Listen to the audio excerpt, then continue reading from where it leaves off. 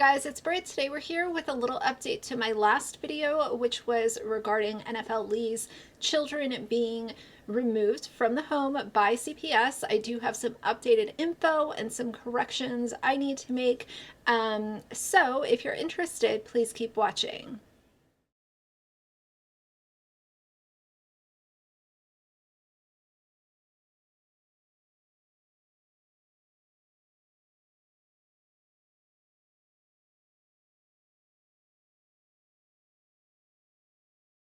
All right, you guys, so this update comes from a TikToker, Bougie Brown Skin, and I was sent this by a subscriber, or I should say I was sent this direction by a subscriber because there was a comment left on my video saying, hey, did you see this video from this creator? You should check it out. And I immediately went over there, I saw the update, and I figured that we could just do a reaction, and I will update my last video with a link to this video so that we are all caught up to speed. Anytime there is new info that is released about anything that I'm covering, if there's, you know, new info, changed info, if I change my mind, like I like to make these quick little updates just so that I can you know, try to keep up. So let's hear what this creator had to say. This video is just over 2 minutes long. It has 32.7 thousand likes. So let's hear what they have to say.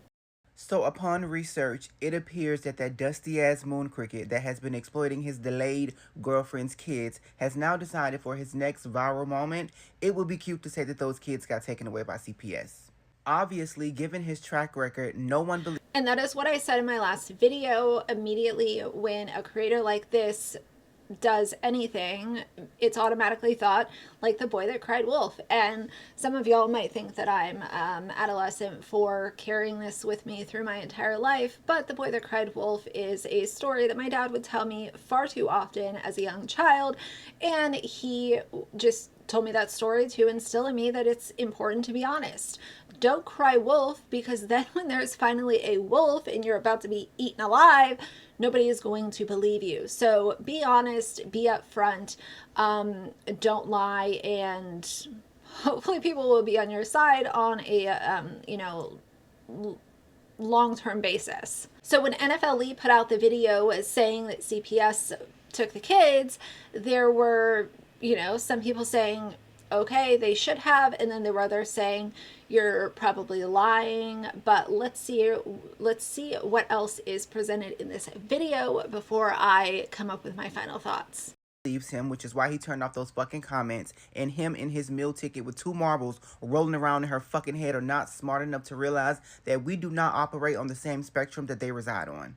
For one, in the background of one of the many videos he has posted basically blaming us for those kids being taken away, as if that fucking social media page is not enough evidence to speak to the well-being of those fucking kids. One of the fucking kids is clearly in the background. Secondly, someone on Twitter pointed out that the CPS papers that he posted have I initially kind of had a thought like, who is filming this video? Like if the kids aren't there and it's showing him and her, of course, like that thought kind of comes into mind, but you never know like who's at somebody's house. Who knows who could be in someone's house, like, you know, as far as both of them being in a video and wondering who's filming it, and there's not supposed to be kids in the house. Like, to me, that's not that big of a deal, but what is a really big deal is the date on the paperwork. So let's hear what he has to say now.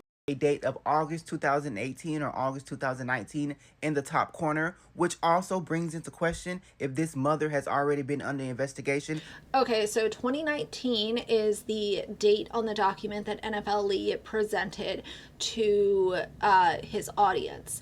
That is a really, really massive red flag for me. Like this creator said, does that mean that there's already been a CPS investigation dating back to 2019 and now those documents are being used current day to try to prove a point? Even though, here's my whole thing.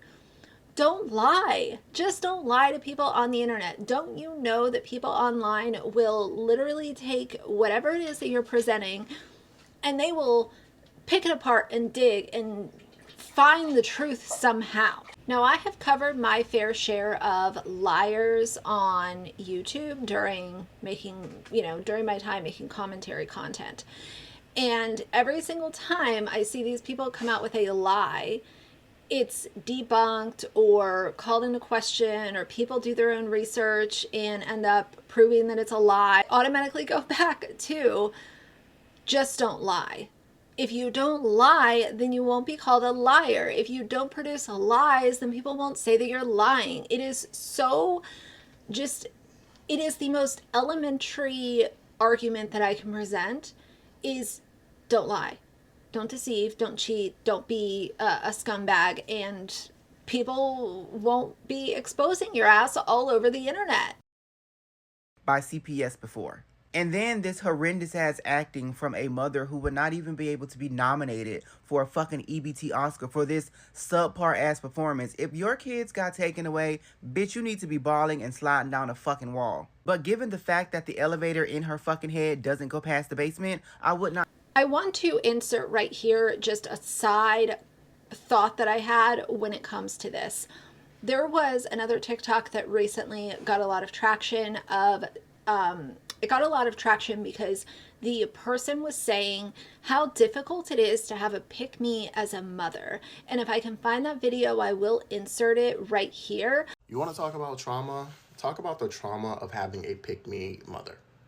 People don't talk about it a lot, but there's a specific trauma that comes with that. And when I say a pick-me mother, I mean a mom who will seek male validation or the approval of men over the safety of their children. And it happens a lot more than you think. These are women who will quite literally side with a man over their children, who will prioritize the affection and attention of men over their children. And we see pick-me's all the time, but what we don't know is that pick-me's have babies, and those babies walk away traumatized. Why? Because pick-me's are more prone to putting their children in harm's way through emotional neglect, allowing physical and other forms of abuse. These things happen as a result of moms prioritizing the needs of men over their children or themselves. I highly recommend, if you have a pick-me parent, to just examine your relationship with yourself and your relationships with romantic partners and things like that, because it can show up in so many different areas of your life. And we don't want to repeat them patterns. And let me just note that a lot of women are conditioned to be pick-me's because we live in a patriarchal society, obviously. But that doesn't excuse the behavior. It just is like an explanation for the behavior. If you are a pick-me parent and you feel like your man needs to come first, I should whack you, but I'm not going to do that. But I will say, work on yourself, please. The gentleman that was making that video raised some really interesting points, and I kind of correlate them to what's going on with this. Because, yeah, like, if your kids get taken away, why are you not already down at the city or county offices, like, fighting to get your children back, to prove that you're a good mom, to prove that you're the mother of the year and you should not be without your children? Instead, you're worried about making TikToks with your deadbeat boyfriend who is using your kids for clout and pranking them by saying that you're dead and you were in on it. The whole thing screams just tragic, sad.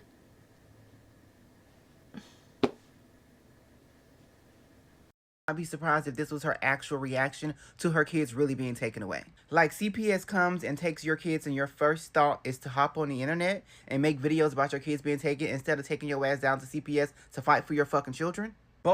Exactly my thoughts. He encapsulated it right there. And I want to say too, there are a lot of things that I come across online where it's like, okay, this tragic event is taking place, or something that is super stressful, sad, whatever it is, and these people automatically want to turn on their cameras. I find that to be very telling of somebody's personality, their kind of moral compass, their frame of mind.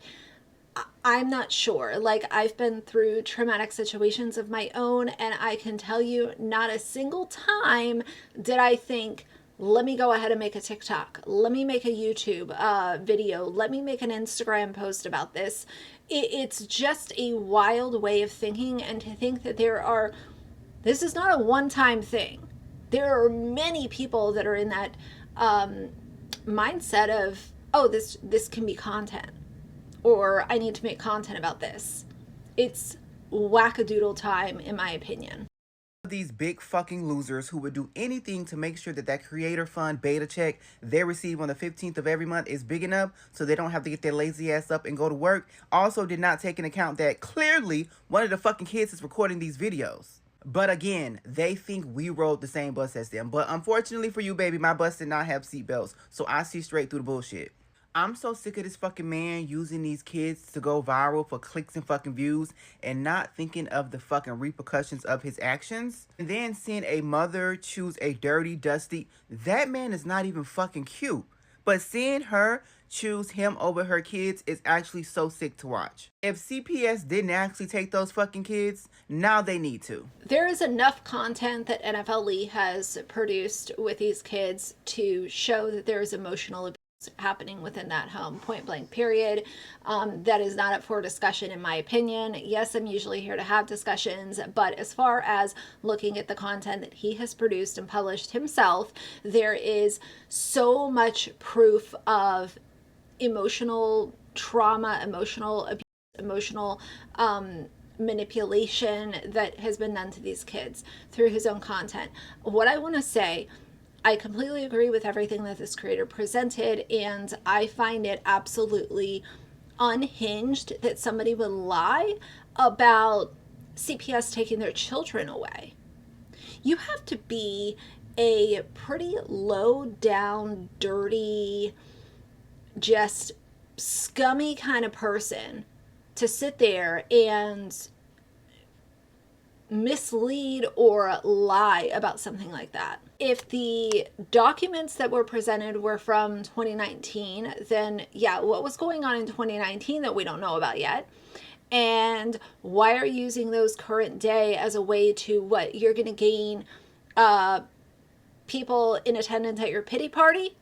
Is that what the goal of this is? To make yourself a victim, even though you have absolutely abused these children for content and made a paycheck off of the mistreatment of kids. I hope you feel good about yourselves. What I want to say to close this video out, the only way that this problem and others similar to it are going to be solved is no more monetization of minors. Doesn't matter if they're your kids, they're your neighbor's kids, your niece, you're the godmother. I don't care what you are to these kids.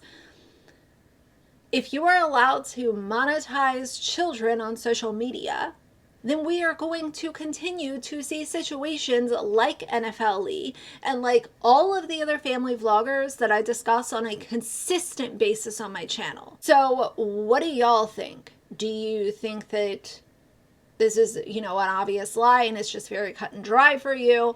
Now that this document has been presented, I am falling on the side of they're obviously lying. And I think that personally, that makes the situation even more unhinged and completely derailed.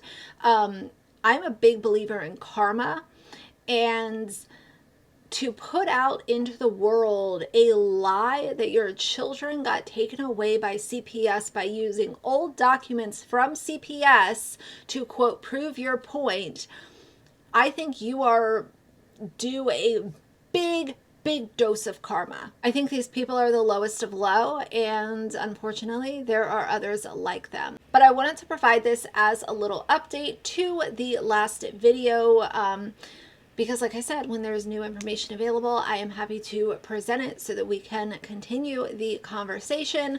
But that's going to be it for tonight. So if you like the video, please leave a like and a comment. And if you'd like to see more from me in the future, please subscribe.